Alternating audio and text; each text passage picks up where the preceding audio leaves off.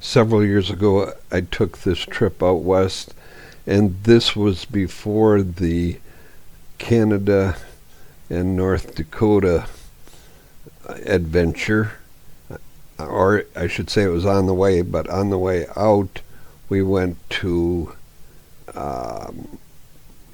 Wyoming to visit my uncle, and on the way I took a number of pictures of various things when I was first learning to take pictures. We were at Devil's Tower, one of the places. I'm sure some of you have probably been there. This is a place where the Close Encounters of the Third Kind was made, the movie that was made there. But it was a cloudy, foggy, rainy day when we were there. But this is us at the ranger station, and it was just a great adventure. But what I wanted to talk about with this adventure was visiting some of these various places. I just took pictures or photos for the main part, and then not knowing how to do all of those things, but trying to get nice pictures. The places that we went were Mount Rushmore, the Badlands, and I have some photos of some of the Badlands and a few of Mount Rushmore. And Mount Rushmore is another place that is really a interesting place, because if any of you have seen the movie North by Northwest, that was somehow maybe filmed there, or parts of it anyway. Prairie dogs were a big thing out in some areas that we went to.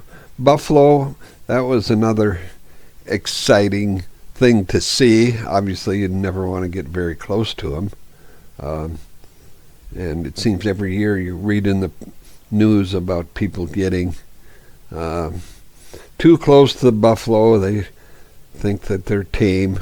Obviously, they look tame, but they're very, and can be very mean, and obviously quite strong. And I don't remember if they called these the burros or donkeys in the wild. Obviously, it's not really that wild, but they were obviously being fed by people that were there, and I don't think they're too mean, but they come to your car, they slobber around the windows, and maybe look for candy or whatever else people put in there, trying to entice them into smiling for the camera. And they sure are interesting and fun to look at.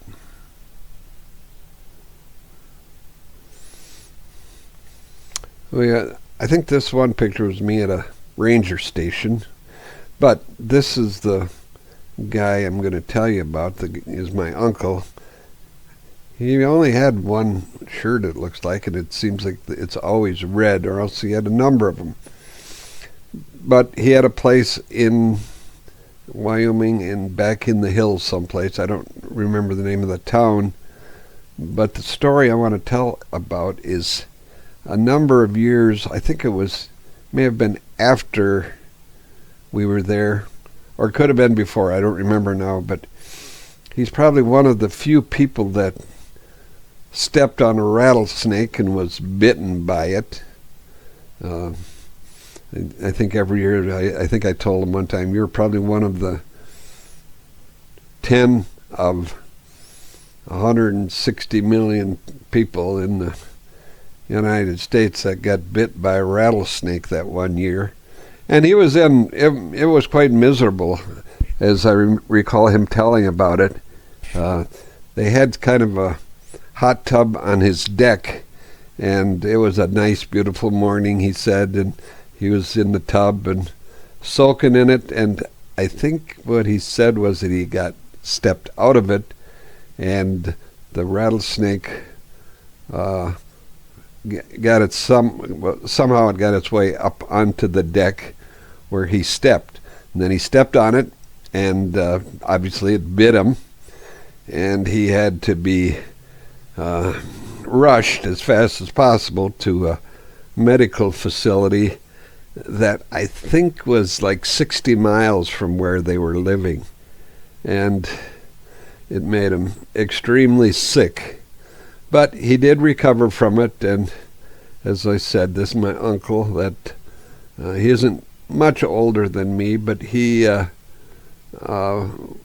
now is living in Texas, and if he saw this video, he would obviously be able to tell a lot more things than I can about that experience. But he also said that where they live, there was one of his neighbors, I remember, that had killed a mountain lion that was maybe stalking her cattle or sheep or whatever was in that area. There was a number of small property holders, not the huge ones like in some areas of the West where they owned thousands and thousands of acres, but people lived out there up in the mountains. And one of the things I remember doing was stopping at a little cafe in the town that he was close by, and they said that typically this is not unlike a lot of other small towns where people gather together and try to discuss, or I shouldn't say try to, but they do discuss the world's problems, and if you listen to them long enough, you'll find out that they know how to fix them, and you will be hard-pressed not to, like I said, see these little cafes, little restaurants, little gatherings where some of the locals gather regularly. I know in my town here, there's at least 1, 2, 3, maybe four places where people gather together regularly and talk about what's going on in the community, and some of them will talk about what's going on in the world. Some of them will talk about nothing. They're just there to listen and catch up on the news.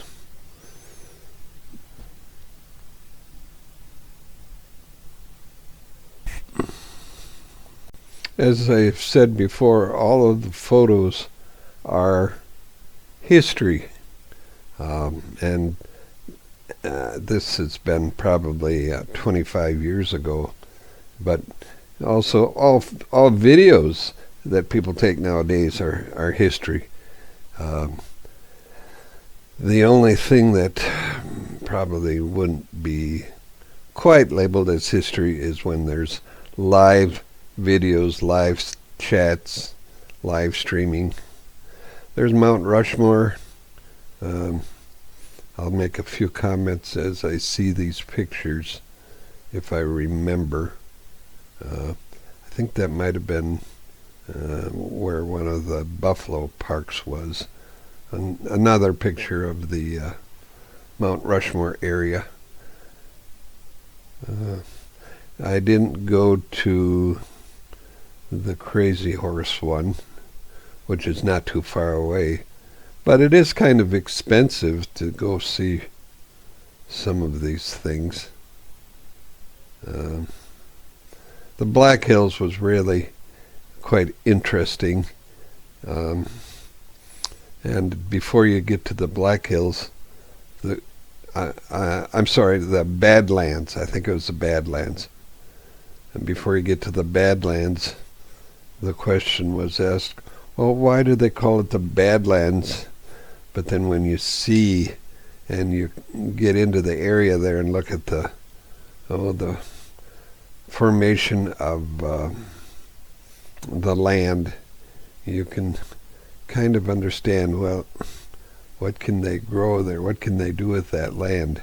And you wonder, is there gold in those hills? Is there mining? We went north of, in North Dakota, I think it was, going through land where there was coal mining, but you couldn't even hardly tell that it was coal mining because the land was pretty flat and it was away from the road, away from the main road that we traveled, and it was also the coal mining, or the coal probably was reclaimed and then it was covered up again with trying to get vegetation growing on the top.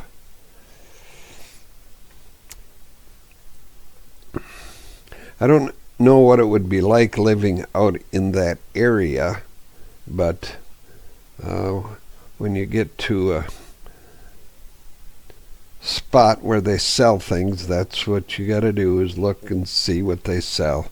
I think we were at Wall Drug also, and the Corn Palace, which is kind of interesting because they say they changed the displays on the Corn Palace every year, and it would, I just didn't get enough time to get enough information to understand the history of that place, but it was fun to visit. So that concludes my narration for today. I'll try to post more next time.